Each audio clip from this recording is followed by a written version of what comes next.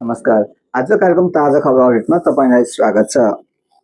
UK पठाउने पर्यावरणमा 28 लाख ठगी, सामाजिक सञ्जालमा अमर्यादित कार्य गर्ने 549 जना कारबाहीमा, झापा प्याप्सनको 35औं स्थापना दिवस, शिक्षा सेवीहरू सम्मानित। नमस्कार, सबैले आज पनि मुख्य खबरका शीर्षक सहित आजको कार्यक्रम ताजा खबर अपडेटमा तपाईँलाई स्वागत छ। म कार्यक्रम प्रस्तुत नारायण शिववर्ती। वैदेशिक रोजगारीका लागि आकर्षक तलबको लोभ देखाएर युके पठाइदिन्छु भन्दै ठगी गर्ने एक व्यक्तिलाई प्रहरीले पक्राउ गरेको छ।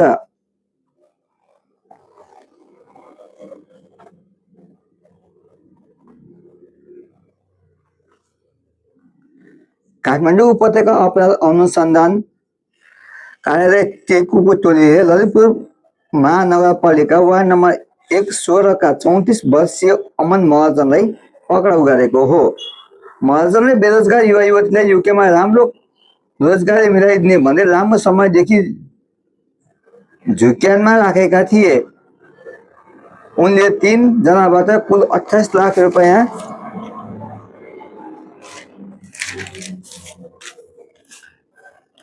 वसुलेर सम्पर्कविहीन भएको प्रहरी अनुसन्धानबाट खुलेको छ। पीडितहरूले आफूहरू ठगिएको भन्दै उजुरी दिएपछि प्रहरीले उनको खोजी सुरु गरेको थियो। प्रहरीले महर्जनलाई भक्तपुरको मध्यमपुर थिमी नगरपालिका वार्ड नम्बर 2 बाट पुस 22 गते पक्राउ गरेको हो।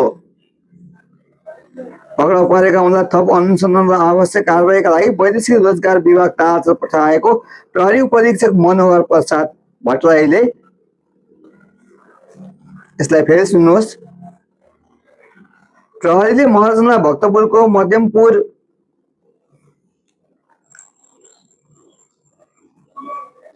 थिमी नगरपालिका वार्ड नम्बर 2 बाट पुस 22 गते पक्राउ गरेको हो।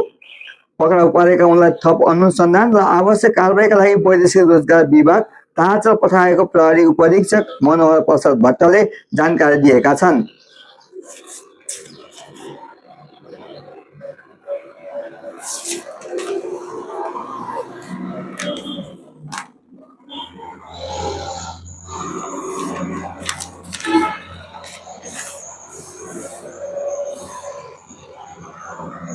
नेपाल प्रहरीको सामाजिक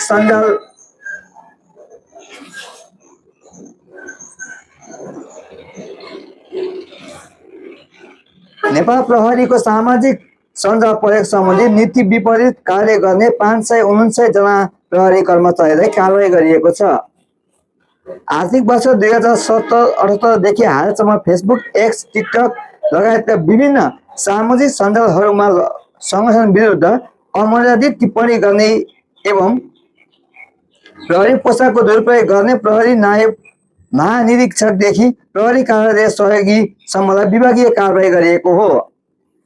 कारबाहीमा पर्नेहरूमा प्रहरी नायब महानिरीक्षक 1 जना, प्रहरी वरिष्ठ उपरीक्षक 1 जना, प्रहरी उपरीक्षक 4 जना, प्रहरी नायब उपरीक्षक 5 जना, प्रहरी निरीक्षक 24 जना, प्रहरी वरिष्ठ नायब निरीक्षक 11 जना, प्रहरी नायब निरीक्षक 24 जना, प्रहरी सहायक निरीक्षक 51 जना, प्रहरी वरिष्ठ हवलदार 7 जना, प्रहरी हवलदार 35 जना, सहायक हवलदार 76 जना, प्रहरी जवान 358 जना र प्रहरी कार्यालय सहयोगी 2 जना रहेका छन्। उनीहरूलाई संगठनको नीति विपरीत कार्य गरेकोमा सख्त चेतावनी, नङ्सीहटदेखि बढुवा रोकासम्मको कारबाही गरिएको छ।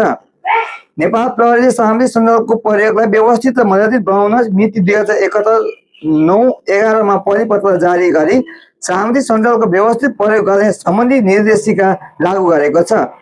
साथै नेपाल प्रहरीका कर्मचारीले पालना गर्नुपर्ने आचार संहिता सम्बन्धी कार्यादेश 2077 प्रहरी प्रधान कार्यालयबाट विभिन्न मितिमा गरिएका परिपत्रमा समेत प्रहरी कर्मचारीहरूले सामाजिक सञ्जालमा गैर व्यावसायिक र अमर्यादित आचरण प्रदर्शन गर्ने गरी हात हतियार, पोसाक, सवारी साधन लगायत प्रहरी गतिविधिका भिडियो, फोटो अपलोड गर्न, टिका टिप्पणी गर्न बन्देज गरिएको छ।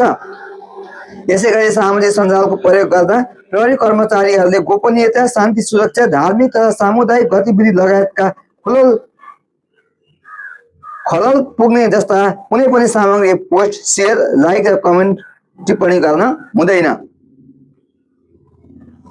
पछिल्लो समय नेपाल प्रहरीको सामूहिक सञ्जालको प्रयोग सम्बन्धी नीति विपरीतका सामग्री हटाउन र कारबाहीको दायरामा ल्याउने कार्यलाई नेपाल प्रहरीले तीव्र बनाएको छ।